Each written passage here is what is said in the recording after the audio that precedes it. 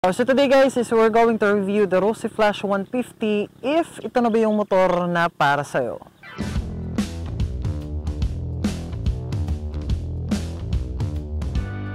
Here are the list of things na pag-uusapan natin throughout in this video. So in this video we're not going to talk about specs kasi I know na alam niyo na ang specs ng bike na to. So let's start with the form factor. So unang tingin mo pa lang sa motor na to is hindi mo na talaga maipagkakaila na may forma na yung motor. So I had this bike almost 1.5 year na, and halos lahat ng nakakasabayad ko sa daan is nagagandahan talaga sa forma ng Rosy Flash.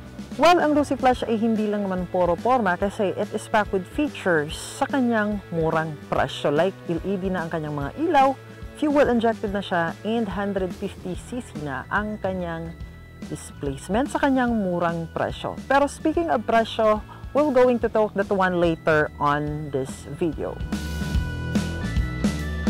Next ay ang kanyang performance and efficiency. So sa Rosy Flash ay merong square engine, which means balance ang kanyang bore and stroke, at nangangahulugan nitong matipid siya pagdating sa konsumo ng gasolina.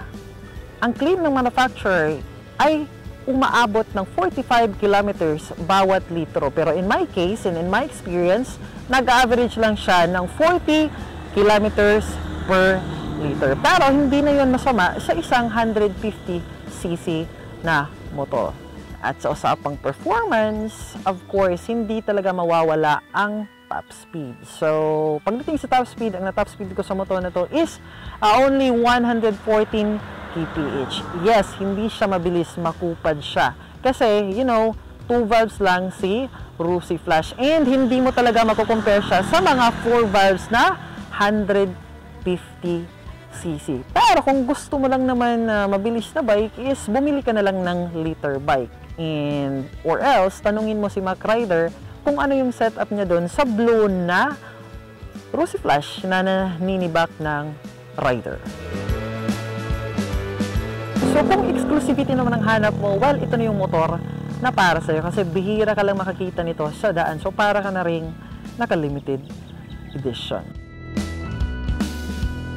So pang-apat is ang availability ng kanyang spare parts. Kasi kadalasang tinatanong pag bumili sila ng Rosy Flash, meron bang aftermarket or mga compatible na parts? Of course, so hindi ko na iisa-isahin sa inyo ang kanyang mga spare parts. So, ilalagay ko na lang siya sa description box. So, if you are interested, pwede nyo siyang basahin doon. Last ay ang kanyang presyo. So, ang presyo ni Rosy Flash 150 ay naglalaro around 70,000